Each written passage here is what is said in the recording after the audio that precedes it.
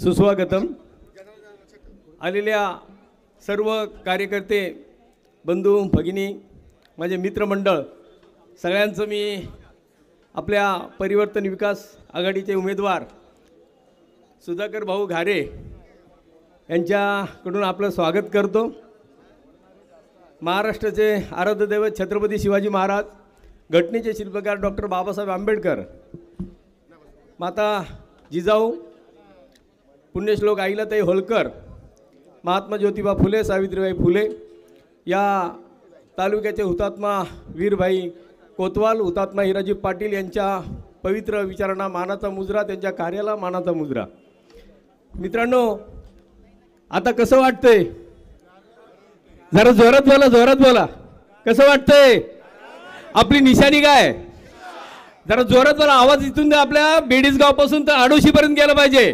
आपली निशाणी, आपली निशाणी, आपली निशाणी आमदार पाहिजे, आमदार पाहिजे, आमदार पाहिजे, आमदार पाहिजे।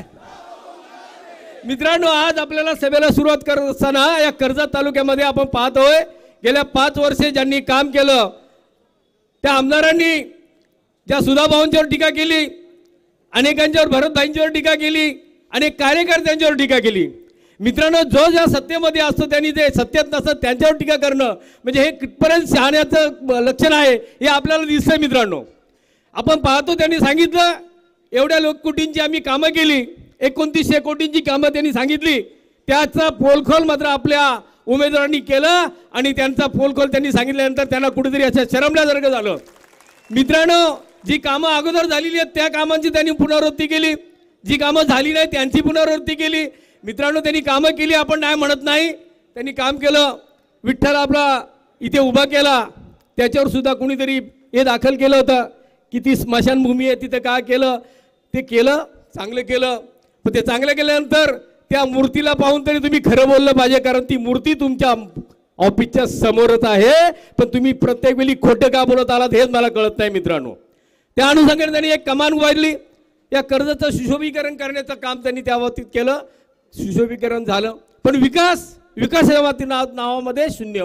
कुठल्याही एका रोजगार आपल्या युवकाला मिळाला कुठे? कुणालाही मिळाला नाही। आपल्या महिलांना कुठे कामधंदा मिळाला? कुठेही मिळाला नाही। अशा परिस्थितीने जे काम आपल्या सुधाभाऊंनी केलं त्याची प्रत्येक वेळी कॉपी करण्याचं काम या आमदारांनी केलं। त्यांना स्वतःचं असं कुठल्याच प्रकारचे डोकं नाही, हे माहिती आहे का नाही तुम्हाला? त्यांना जर डोकं असतं तर त्यांनी प्रत्येक वेळी ते काम आधी करून दाखवलं असतं। त्यांच्या जिल्हा प्रमुख यांनी म्हणाले या महिलांचा कार्यक्रम ठेवून किंवा हळदी कंकू ठेवून कुठे आमदार होता येत आहे का? मला त्यांना एकच सांगायचं आहे, ही महाराष्ट्राची या भारतीय संस्कृती आहे की ती जपण्याचं काम आपल्याला करायचं आहे। मित्रांनो, हे जपत असताना आपल्या माता भगिनीचा मान सन्मान जर राखला गेला नाही आणि त्या मान सन्मानाला तुम्ही जर म्हणत असाल का असं करून आमदार होणार नाही, तर आम्ही पुन्हा काय 10 वेळा त्या माता भगिनींचा सत्कार करू, सन्मान करू। आम्ही कधी कुणाच्या टीकेला घाबरणार नाही, उत्तरही देणार नाही। आजची परिस्थिती मित्रांनो अतिशय वाईट आहे। आपला एक अभिमन्यू ह्या चक्रव्यूहात त्यांनी अडकवण्याचा प्रयत्न केलेला आहे।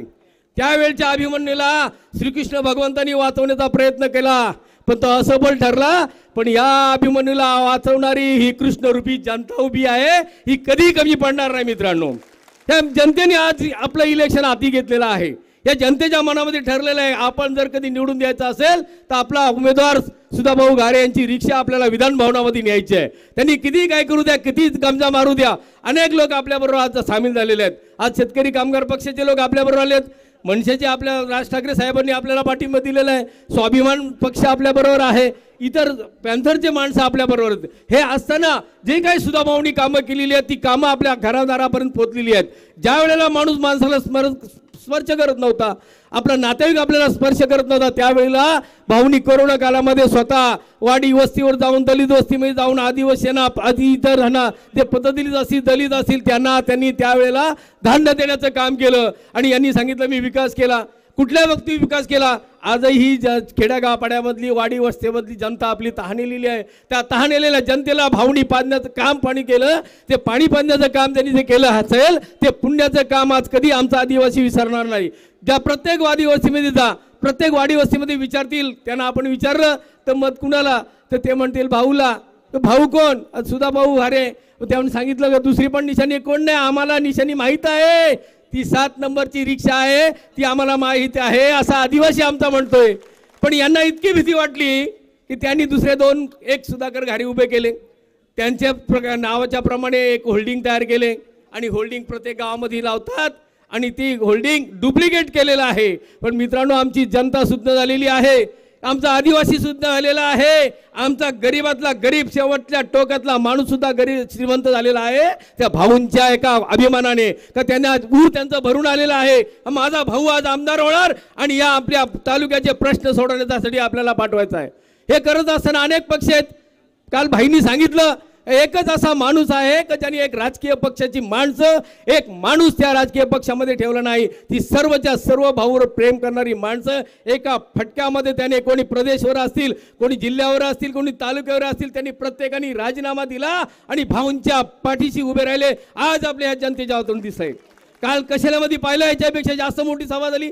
आज ह्या सभेला बोलताना असं वाटतंय की उद्या होणाऱ्या सभा असतील, अगोदर झालेल्या सभा असतील, पण त्यांना एकच आहे, ते म्हणतात काही उद्या आम्ही असं करू, आम्ही तसं करू. ज्या वेळेला खासदारकीचे इलेक्शन झालं त्यावेळेला खासदार या मतदारसंघामध्ये याच्यामध्ये मतदारसंघामध्ये आपल्या कर्जत खालापूरमध्ये राष्ट्रवादी काँग्रेस पक्षाबरोबर असताना, शिवसेना बरोबर असताना, भाजप बरोबर असताना इथे 18 जणी मागे गेलो आपण. त्याच्यानंतर आमदार साहेबांनी घोषणा केली या तालुक्यामधला एकही शिवसैनिक मी बाहेर ठेवणार नाही, सर्वच्या सर्व या शिंदे गटामध्ये मी सामील करील. मित्रांनो, असं काय प्रकार घडला या 2 महिन्यामध्ये की सर्व शिवसैनिक त्याच्याकडे आले. याचा अर्थ असा होता का त्यावेळेला त्यांना बारणे साहेबांना हाणून पाडायचं होतं, म्हणून त्यावेळेला त्यांनी ते शिवसैनिक त्यांच्याकडे ठेवले होते.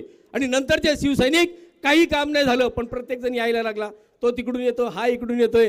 त्यांनी जे केलेलं षडयंत्र होतं, त्यांनी केलेलं जे कटकारस्थान होतं, ते कटकारस्थान त्यांना आता भावणार आहे आणि आपले भाऊ उद्या आमदार होणार आहेत.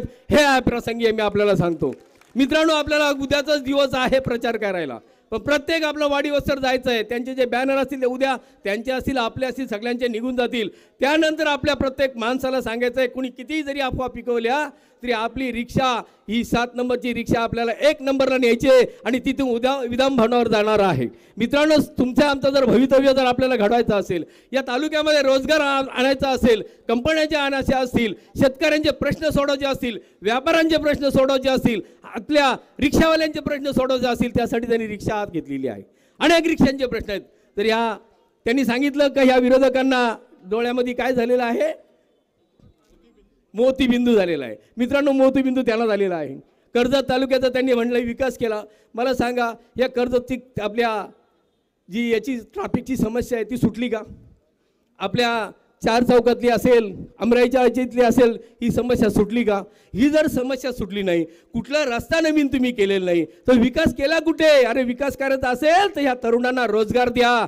नको त्या तरुणांच्यावर गुन्हे दाखवून त्यांच्यावर तुम्ही जे काही तडीबारीची ऑर्डर असते ती आणायचा प्रयत्न करू नका. अनेक असे आमचे तरुण आहेत का त्यांनी कुठल्याही प्रकारचा गुन्हा केला नाही, फक्त त्यांना पैसे द्यायचे आणि त्यांच्या नावावर गुन्हे करून घ्यायचे. हे त्यांनी चालवलेले षडयंत्र आहे. ते षडयंत्र आपल्याला हाणून पडायचं आहे. आपण घाबरायची गरज नाही. आपला वाघ जेव्हा आपला नेतृत्व करतो त्या वाघाच्या बरोबर सर्व वाघ त्याच्याबरोबर आहेत, हे आपल्याला विसरता कामा नये.